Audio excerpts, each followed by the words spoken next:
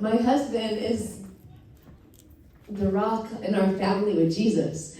And Adam, I think that was like even being kind like this. No, I was like really bad. Wow. Yeah. Erica had to walk me out. Sarah had to walk me out. Oh, God bless us. So quick of the cap. December 10th, I started a medical journey. I didn't ever want to call it a disability. I didn't want to give ownership to that.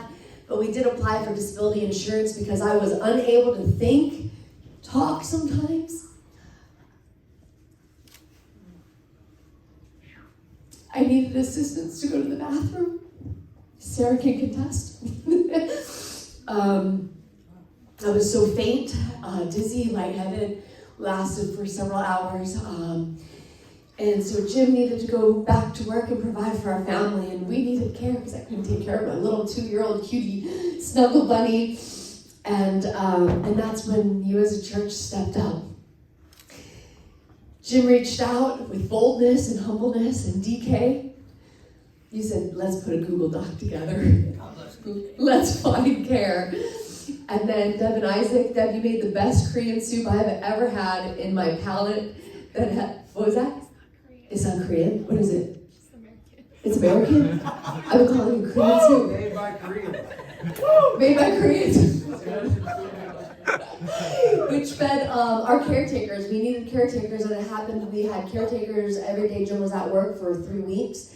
And then, let's see, Tina came over to learn about James, and then Sori, I don't know where she is. Where'd she go? She's probably back there. You got a hat on. You got a hat on.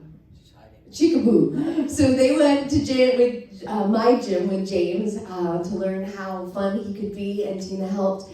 And then Sarah said, all right, I'll take a shift. And that was the day that I fell, and we almost had to be taken to the hospital because I was so dizzy. I fell and I hurt this area. And I came in with help from Adam and Sarah on the bed. And then Sarah taught James how to play violin and play with the kiddos. And it taught me through this journey to be able to learn how to support in a community. It taught me the power of prayer. And then Sunday last week, after everyone's been praying and the spirit of death released off of me, because I really thought maybe I'm not going to be able to make it, I need to wrap it up. I could feel it. I'm wrapping it up right now.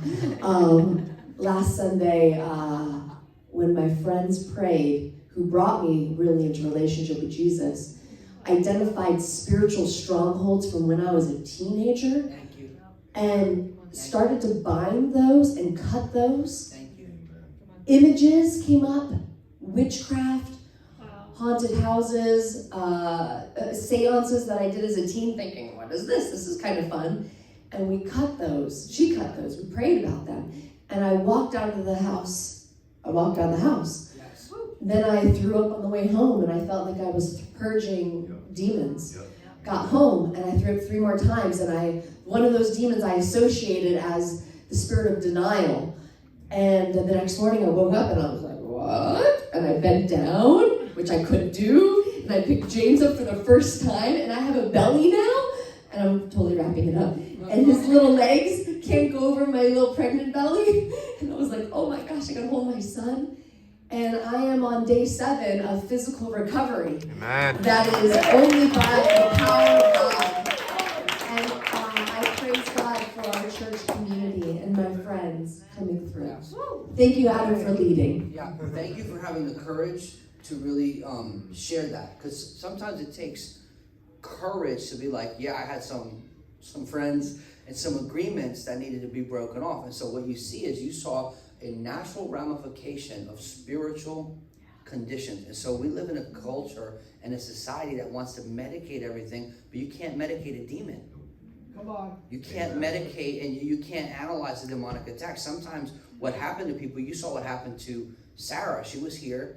No, but they never found anything. You saw what happened to Brett. There was no real explanation for that level of what was happening. And so sometimes people go through an attack because there's roots, and God wants to uproot those things. And I really appreciate that you have the courage to share that, because there's a lot of people that struggle with this denial, and in the name of faith, they tell themselves they're okay, but they're not okay. And most of us know they're not okay. And so it's beautiful to see that you have the courage to testify. And we're honored too, because when all this happened, I said to my wife, I said, I feel like she's going to get healed, but our church family is going to get an opportunity to walk with people, which is really important because we have to live with a conviction that God can do it in an instant, but also I'll walk with you for a lifetime. And that's the type of love that we have to have. So bless you.